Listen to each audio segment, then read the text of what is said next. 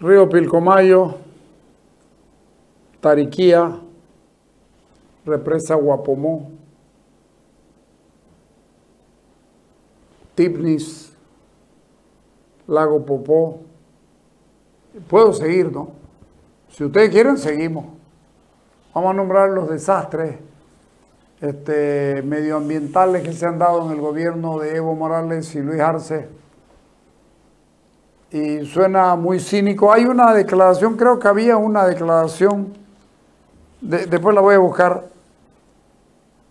Escuchen la solicitud del señor Arce.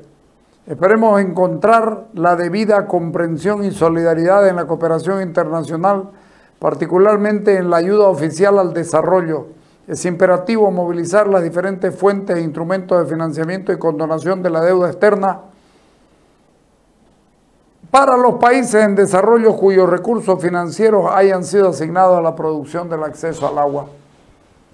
Esto no es abrir un grifo, señor Arce, es cuidar el agua. Y en su gobierno no la han cuidado. Ah, perdón, la laguna Alalay en Cochabamba. En su gobierno no la han cuidado. Pero además, muy poco hicieron. ¿Se acuerdan de Evo Morales cuando güey se terminó de perder y se cagó de miedo allá cuando fue al incendio? Fue a sacarse putas fotos. Estamos pagando el daño cometido por el gobierno del movimiento al socialismo al medio ambiente. Yo no sé por qué le ponemos apodo. Pero claro, a ver si nos condonan deuda.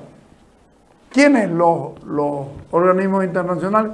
Lo que no me queda claro, ya van como 750 millones de dólares en créditos aprobados en primera instancia, ¿no? Falta todavía revisión o falta que suba o que baje a la otra cámara. Pregunto, ¿estos 750 también van a entrar entre la condonación? Creo que sería bueno saberlo. Ponelo a Darío Monasterio con relación al asunto. ¿Cómo se puede entender este discurso que dio el presidente en Naciones Unidas y este pedido que hace de condonar nuevamente la deuda a los países emergentes? Bolivia ya ha sido beneficiado con donaciones de deuda, quedaron en cero, digamos, y ahora el presidente nuevamente insinúa o vuelve a hablar del tema. En el año 2007 hubo una condonación total de la deuda externa de Bolivia y de otros países pobres, altamente endeudados, en un programa que hubo a nivel mundial sobre esta problemática, que ya venía gestionándose de años anteriores, y en ese momento el actual presidente era el ministro de Economía del primer gobierno de Evo Morales. Entonces conoce muy bien esa situación, conocía muy bien los beneficios a los que iba a acceder Bolivia en una rebaja, digamos, en lo que son los gastos del Estado, entre ellos una partida muy importante que es el pago de intereses y capital de la deuda externa, que se había eliminado por completo. Entonces, actualmente, volver a solicitar esa situación después de 16 años, que obviamente se ha nuevamente aumentado en gran medida como porcentaje del PIB incluso, porque si hablamos de términos nominales, la verdad que es mucho mayor la deuda actual que tiene cada boliviano en comparación con lo que tenía en el año 2007, y como porcentaje del PIB también se ha vuelto a tener niveles muy altos de endeudamiento externo y adicionalmente el endeudamiento interno, ¿no? Entonces, plantear esa situación hoy en día bajo una supuesta, digamos, utilización de recursos para el tema del agua y del cambio climático y la resiliencia climática, que no hemos visto que se hayan utilizado acá en Bolivia esos recursos, o por lo menos no se ha visto resultados con ese tema, significa de que obviamente podría ser una situación improvisada en lo que es, digamos, una desesperada solicitud de recursos, y en este caso de recursos que no saldrían del país para la condonación de una nueva condonación de la deuda, lo que también implica un ahorro en salida de divisas que estamos necesitando bastante, y obviamente que repercute en lo que es las reservas internacionales netas, que han venido a su nivel mínimo a comienzos de este año. Entonces, pareciera una situación un poco desesperada, un poco improvisada de lo que es poder acceder a no utilizar recursos, digamos, que son para pago de deuda y para pago de intereses, lo que también nos genera mucha susceptibilidad, porque eso significa de que quizá esos recursos no están disponibles actualmente o programadamente en un futuro cercano para el pago de la deuda. Si no nos condonan la deuda, tendremos los recursos para pagar la deuda, los vencimientos que se nos vienen, y cuál será el efecto en las divisas y en las reservas internacionales netas. Entonces genera incertidumbre y genera, como le digo, mucha susceptibilidad esa propuesta, que no la teníamos, de que Bolivia había estado utilizando recursos para el uso y mejorar las fuentes de agua y el cambio climático. Se puede entender como que el presidente afuera acepta la delicada situación económica del país, digamos, cuando internamente habla de una macroeconomía fuerte, habla de millones, pero afuera va y pide, por favorcito, perdonen la deuda. Contradicción con lo que él dice acá internamente de que somos una economía, al menos su gente del Ministerio de Economía, su ministro de Economía, dice que somos un país con una economía muy sólida. En algún momento se dijo también que era una economía blindada, etcétera. Entonces, después ir a decir afuera de que nos perdonen por favor la deuda encarecidamente un poco, digamos, es como que hay una contradicción y realmente genera, digamos, una desinformación a la población que necesita saber cuál es la realidad económica del país. ¿Cuán convincente ha sido la postura o la propuesta de Bolivia en relación al tema del agua en Naciones Unidas? Nos sorprendemos en esta situación sobre el tema de los recursos hídricos, porque la verdad no hemos sabido de que hemos tenido estas gestiones, porque efectivamente también hemos leído, yo al menos he leído en prensa, de que hemos tenido problemas de sequías, de problemas de inundaciones en algunos casos, problemas también de acceso a agua, por ejemplo, en la misma ciudad de La Paz, ¿no?, que han tenido problemas de abastecimiento. Entonces, todos esos temas sorprenden porque no se han visto resultados en ese tipo de políticas con respecto al agua. Y el pedido que hace que el 2024 sea declarado el año del agua, digamos, ¿es más un cálculo político? ¿Cómo lo ven? O sea, si el gobierno, el presidente Arce está pidiendo que sea declarado el año del agua el 2024, es como que también está solicitando que haya un enfoque de la cooperación internacional, de los organismos internacionales sobre ese tema también, para poder, supongo yo, también captar recursos. O sea, que también no solamente habla de condonación de deuda, sino también de solicitar recursos para ese objetivo, declarando el 2024 como año internacional del agua. No está mal, obviamente, enfocar en este tipo de situación, porque es un tema realmente de crisis humanitaria, ¿no?, la falta de acceso al agua. Pero lo que sí necesitamos es que hablemos con claridad internamente a la población de cuál es la situación de la economía del país, si se está pidiendo condonación de deuda, también recursos por otra parte, porque realmente los necesitamos, y por qué los necesitamos y por qué es lo que ha pasado en estos últimos 17 años para esa situación. Es interesantísimo lo que dice Darío, pero quiero recordarle al señor don Gobierno que si le dan plata para el agua van a venir a mirar si están cumpliendo, y va a ser bajo condiciones, pero el gobierno es libre, ¿no? Y entonces no va a aceptar condiciones, peor del Fondo Monetario Internacional y peor y en la condonación. Por eso pregunto, ¿la plata que van a aprobar los créditos se los van a hacer condonar también? Porque ninguno de los créditos, que han sacado, que están tratando de hacerse aprobar, hablan de agua. Que se pueden ir como el agua entre los dedos, como dice la canción. Se pueden ir, pero es porque son ladrones. Poné la nota de don Rafael Rivas, porque en el gobierno ahora están con la cantaleta de que Perú es el que tiene la culpa de las exportaciones no tradicionales. Parece que todo sale solo por Perú, por ningún otro lado. Y además, por supuesto, los 36 días, ¿no? Mierda, los 36 días le van a durar los 5 años de gobierno. Poner la nota. Se ha dado a conocer que las exportaciones de nuestro país han caído. ¿A qué se debe? Porque se señala el conflicto que se tuvo en Perú, que fue muy largo, que impedía que podamos sacar productos. Adicional a ello, también se mencionan los 36 días de paro. ¿Qué tipo de incidencia se ha tenido en ello?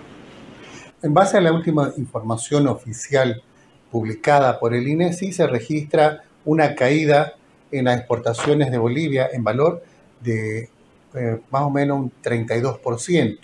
Eso equivale a 356 millones de dólares que ha dejado de ingresar en términos de divisas por exportación respecto al año pasado. Efectivamente, uno de los aspectos importantes para esta caída es el problema que está en Perú, que sigue vigente. Vamos prácticamente 3 meses con la frontera cerrada. Sí se han buscado algunas alternativas, pero esas alternativas recién se han estado dando a partir de febrero. Si sabes que Perú está cerrado, no hay otro lado por donde irte. No, es por Perú, para que podamos echarle la culpa a alguien. Está Chile. Chile tiene varios puertos. Está Brasil. ¿Vieron? Está Argentina. ¿Por dónde? Por la hidrovía. Ah, entonces no hay que sacarlo por la hidrovía. ¿Por qué? Porque es Santa Cruz. El problema es que el gobierno funciona mal. El problema es que el gobierno no nos va a dar el gusto de que entendamos de que se puede salir por el otro lado. A los 5 años de que Bolivia sea Bolivia, en Santa Cruz ya se buscaba la necesidad de salir por la hidrovía Paraguay-Paraná. Ya a los 5 años de que Bolivia era Bolivia. Y luego, después de la guerra con Chile, después de que perdimos la primera vez, porque la segunda fue con Evo Morales, ahí también se hablaba de eso y se ha hablado siempre. Pero no, Chile está cerrado, Perú está cerrado. Llegaron a mentir en yacimiento. Y lo único que le dijimos, hey, no, pues no sea cojudo, hombre, no sea mentiroso. Si no podés entrar a Chile, a Perú, es que seguimos mandando y estamos con problemas para traer combustible. Ah, sí. Pero si estaba cerrado el camino. ¿Se acuerdan cuando el diésel y la gasolina? Mucho mienten, sigamos escuchando.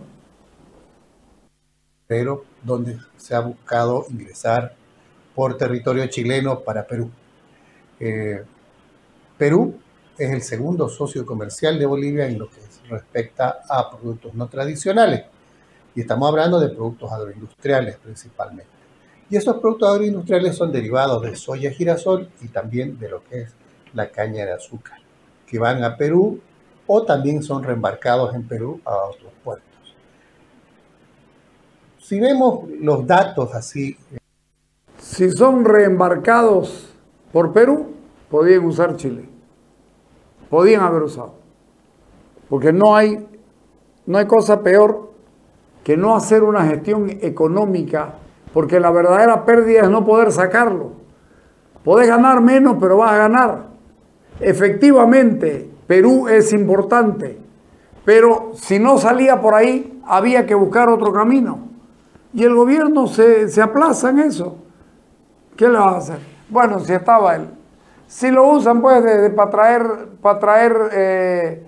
traer vacunas anti-COVID, hasta para mandar el viceministro de Comercio Exterior, estamos cagados.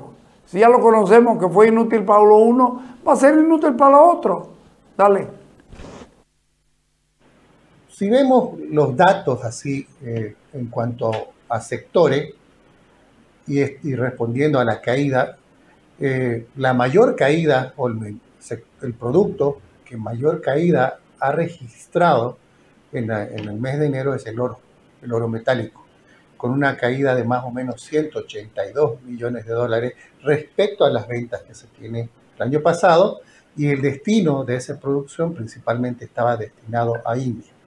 En lo que va de la publicación, no se han registrado exportaciones de oro a ese mercado, sí a otros mercados, pero también hay un buen componente de la caída de las exportaciones que está enfocada específicamente en el producto oro. Lo que es la soya, los derivados de la soya, efectivamente, al ser uno de los mercados importantes Perú, por tener los caminos bloqueados, los pasos de frontera de desaguadero bloqueados, también ha registrado una caída, y esa caída ha sido de 72 millones de dólares, o 141.000 toneladas, que es bastante volumen. Y eso afecta al sector exportador, pero también al sector transporte, que no ha podido movilizar carga y se ha visto detenido, en algunos casos, en las carreteras de Perú, no pudiendo retornar a Bolivia, o en la frontera esperando que se pueda tener los permisos correspondientes, en este caso permisos tripartitos, Bolivia, Chile, Perú, para poder hacer ese tránsito. ¿Cuáles son los puertos que se están utilizando ahora? Bueno, Bolivia ha diversificado la salida de sus exportaciones. Tiene dos o tres, son tres salidas principales que hay en cuanto a volumen se refiere. El primero es desaguadero, luego está Tambo Quemado, y la tercera es todo lo que es la parte de Puerto Suárez, Quijarro. En volumen son esas los pasos fronterizos que tienen mayor carga de exportación atendiendo durante el año. También está Pisiga. Y hay un cuarto o quinto que es la frontera de Avaroa, pero eso principalmente es un paso fronterizo que está destinado, o que es utilizado, mejor dicho, por productos de origen minero que salen vía ferrocarril a puertos de Antofagasta, Mejillones. En esta caída o este bajón que ha tenido las exportaciones, ¿ha tenido algo que ver los 36 días de paro que se tuvieron en Santa Cruz y otras zonas del país? Los 36 días de paro que hubo, bueno, sí hubo algunos cortes de carretera, llamémoslo, en el mes de enero. Las industrias seguían trabajando, pero los cortes de carretera no eran propiciados, ¿no? por el aparato productivo. Sin embargo, sí nos vimos afectados de alguna manera. Pero, como les digo, la mayor afectación ha sido principalmente por el lado de Perú, y el oro que no se transporta por carretera, que su transporte es principalmente vía aérea. Estamos mal. La mitad de 300 y tantos, 182. La mitad, para hablar con más propiedad, es el oro, que va por avión. Y lo otro es mucha incapacidad la del gobierno de plantar a los camiones que esperen para que sigan a Perú. Si hay conflicto, cada día que paran son $100. Solamente el chofer, el camión pierde $100, $200 el día. Y no le vamos a tramitar, van a seguir ahí, van a seguir ahí, van a seguir ahí. ¿Por qué? ¿Por qué no gestionaron rápido para ir por el otro lado? Porque este es un gobierno tranca, porque este es un país tranca. Pero lo que más llama la atención es que el oro sufrió como ninguno, porque, ojo, el oro es la mitad, también 182 millones. Va a la India en su gran mayoría, y 72 millones de dólares han podido buscarle camino para dónde ir, y han podido ofertar, pero el gobierno tranca todo. ¿Qué quieren hacer? Estamos jodidos, pues, porque no se puede, porque el gobierno no quiere. Y cuando el gobierno no quiere, no quiere. Ponelo para que escuchen esta maravilla. Le agradecemos a don Rafael Rivas. Ponerlo a don Oliver, que hoy día estuvo muy, pero muy bien. Y quiero que ustedes la escuchen, la nota donde le dice a Aspi su psicología. Dale. ¿Cómo logramos entender esta posición que adopta un legislador de la Asamblea Plurinacional? La pobreza, asegura él, está en la mente, es un estado mental. Bien, mire, dejemos que la pobreza la definan los economistas. Lo que vamos a hablar nosotros es sobre la salud mental. No podemos decir que la pobreza es psicológica. ¿En qué sentido? Yo le doy un ejemplo. Mire, yo tengo un bolígrafo y objetivamente cualquier persona nos va a decir que esto es un bolígrafo, porque para todos esto es una realidad, es algo concreto. Ahora, si yo le digo a usted, ¿le gusta este bolígrafo o le es útil? Entonces hay personas que van a decir, no, porque yo soy albañil y no puedo utilizar ese bolígrafo para escribir sobre un ladrillo, sobre el cemento, una piedra. O un pintor me va a decir, no me hace falta ese bolígrafo, lo que yo necesito es una pluma, lo que necesito es un pincel. Entonces, deja de ser esto objetivo en ese sentido, entonces se vuelve algo subjetivo.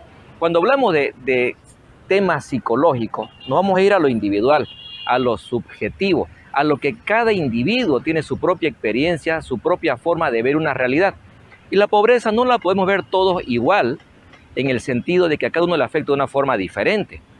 Pero, sin embargo, hay algo que es real, algo que es concreto, que si todos tenemos necesidades que no están siendo satisfechas y la mayoría de esta población, el colectivo social, no puede satisfacer su necesidad, entonces podemos decir que es algo concreto y es algo objetivo. Por lo tanto, la pobreza es algo real.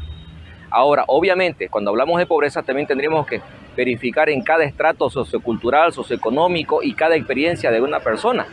Pero, sin embargo, no podemos decir que la pobreza es una situación, un estado mental. Es absurdo eso, porque la pobreza es algo concreto. La necesidad puede ser relativa o subjetiva, pero puede ser que una persona tenga una necesidad que fácilmente la va a subsanar y otra no. Ahora, cuando hablemos en términos generales y querramos decir nosotros que la pobreza o la mentalidad de pobreza que tiene, como dijo el legislador, entonces ahí caemos en un sinsentido, por dos cosas. Una, porque es la experiencia de él. Puede ser que él no esté pasando por pobreza o necesidad, pero ¿y qué tal del resto de los otros 10 millones de habitantes de este país? Yo creo que sí. Ahora, dos cosas tenemos que tomar en cuenta. Es un absurdo que él diga que la pobreza es algo psicológico, porque no es una experiencia subjetiva, no es una experiencia emocional. Es una experiencia que tiene que ver con lo concreto, con la cuota que usted paga de su casa y que si no la paga se la quita el banco, con el pan que usted lleva cada día a la mesa y que si no lo lleva sus hijos van a pedirle, con las necesidades que usted tiene que cubrir de salud, de educación, del sustento diario, del cotidiano vivir. Entonces ahí eso deja de ser algo subjetivo y se vuelve algo concreto, porque es real que usted tiene hambre, es real que usted no tiene la cuota para pagar, eso es real, entonces deja de ser psicológico y se transforma en algo concreto. Por lo tanto, es un absurdo decir que la pobreza es algo psicológico. Y me atrevería a decir que tal vez cierta persona tiene pobreza mental, en el sentido de que no está tomando un criterio lógico para hacer una aseveración de ese tipo. Así de simple. Ahora, otra cosa, si también esto fuera algo concreto, entonces, ¿por qué no estamos nosotros midiendo esos otros parámetros de la necesidad de cada individuo que pasa por esta situación? Entonces, ahí es donde tendríamos que cuestionarlo a él. ¿De quién él está hablando cuando dice que la pobreza es psicológica? ¿De él? ¿O cuando él dice que la pobreza es mental, de quién está hablando? ¿De él mismo? Yo creería que sí, en algún momento. Entonces hay que tomar en cuenta estos aspectos, ¿no? Entonces, lo psicológico se lleva a lo subjetivo. Lo subjetivo me va a hablar de lo individual, de lo personal. Y vemos que la pobreza es un fenómeno social. Entonces deja de ser una situación subjetiva y se transforma en algo concreto, en algo medible, algo objetivo. En nuestro país no se puede ocultar la pobreza. Obviamente que no. Mire, si usted le da la vuelta a la cámara ahorita y comenzamos a ver alrededor, nos vamos a dar cuenta que existen necesidades. Algo así tan simple. Entonces no podemos decir que podemos esconder eso. No se puede tapar el sol con un dedo. Dígame qué es lo que está pasando en los fenómenos actuales. ¿Ha visto las colas en los bancos y demás cosas? Entonces, ¿eso qué nos da a entender? Hay mucha situación de especulación, mucha situación de disconformismo, de inseguridad en cuanto a la economía. Entonces, si Si no existe eso, entonces la gente estaría alucinando. Entonces todos estaríamos locos, y no creo que todos estemos locos. O algunos cuantos estaremos locos y otros cuantos estaremos cuerdos. Muy bien, excelente. Ahora, que por tus deudas termines loco es otro el cantar. Ahí entra lo subjetivo. Pero no te estás imaginando la deuda, no. Tenés la deuda, no la podés pagar y llegás a la desesperación. Pero es aspi. ¿Qué vas a hacer? Vámonos al corte.